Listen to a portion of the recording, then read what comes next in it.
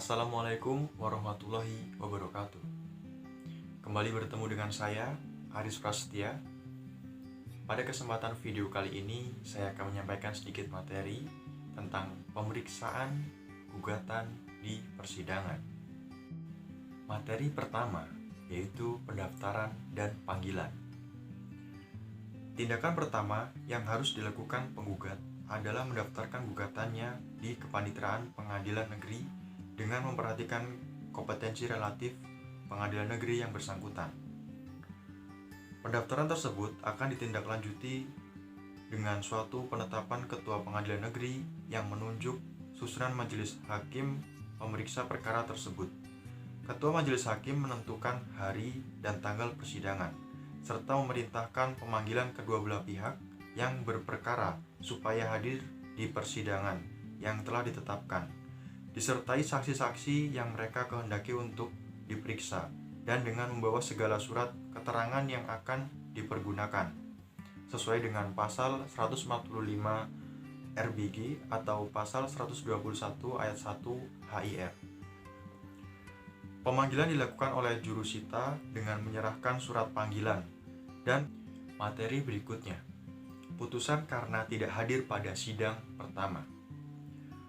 Pasal 148 RBG dan Pasal 124 HIR memuat ketentuan bila penggugat yang telah dipanggil dengan sepatutnya tidak datang menghadap dan juga tidak menyuruh orang mewakilinya, maka gugatannya dinyatakan gugur dan penggugat dihukum untuk membayar biayanya dengan tidak mengurangi haknya untuk mengajukan gugatan lagi setelah melunasi biaya. Namun pasal 150 RBG atau pasal 126 HIR masih memberi kelonggaran kepada majelis hakim untuk tidak menjatuhkan putusan pada persidangan pertama dan untuk memerintahkan jurusita untuk memanggil penggugat sekali lagi untuk hadir dan juga memanggil pihak yang sebelumnya hadir, yaitu tergugat, untuk menghadap lagi pada hari persidangan berikutnya yang telah ditentukan untuk itu. Setelah penggugat dipanggil kedua kalinya dan ternyata penggugat tidak hadir pada persidangan yang telah ditetapkan tersebut, hakim akan menjatuhkan putusan menggugurkan gugatan penggugat dan menghukum tergugat membayar biaya perkara. Dalam putusan yang menggugurkan gugatan penggugat, pokok perkaranya tidak dipertimbangkan oleh majelis hakim karena memang pemeriksaan perkara sesungguhnya belum dilakukan. Kemudian, upaya perdamaian. Pasal 154 RBG atau 130 HIR antara lain menentukan 1. Bila pada hari yang telah ditentukan para pihak datang menghadap, maka pengadilan negeri dengan perantaraan ketua berusaha mendamaikannya. 2. Bila dapat dicapai perdamaian, maka di dalam sidang itu juga dibuatkan suatu akta dan para pihak dihukum untuk mentaati perjanjian yang telah dibuat, dan akta itu mempunyai kekuatan serta dilaksanakan seperti suatu surat keputusan biasa. 3. Terhadap suatu keputusan, tetap semacam itu tidak dapat diajukan banding. Ketentuan ini mewajibkan majelis hakim sebelum memeriksa perkara perdata harus berusaha untuk mendamaikan kedua belah pihak yang sedang bersengketa tersebut. Peranan hakim dalam usaha penyelesaian perkara tersebut secara damai sangat penting. Putusan perdamaian mempunyai arti yang sangat baik bagi masyarakat pada umumnya dan khususnya bagi yang mencari keadilan. Apabila perdamaian tidak dapat dicapai, maka proses pemeriksaan akan dilanjutkan dengan tahap jawab-menjawab, pembuktian, kesimpulan, dan putusan pengadilan.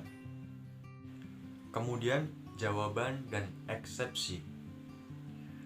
Tidak ada ketentuan yang mewajibkan tergugat memberikan jawaban, namun jawaban ini sangat penting bagi tergugat.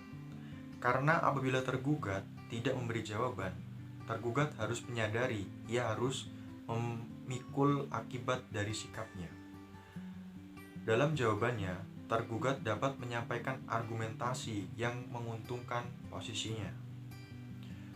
Jawaban tergugat dapat dilakukan secara lisan maupun secara tertulis. Kemudian ada pula gugatan rekonvensi.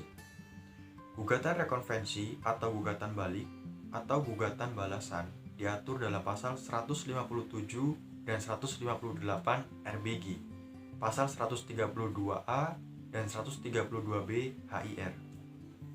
Nah, dari ketentuan yang ada dalam pasal-pasal tersebut, jelas bahwa dimungkinkan dua gugatan diperiksa secara bersamaan dalam waktu yang sama, di tempat yang sama, oleh majelis hakim yang sama, dan diputus dalam satu putusan pengadilan.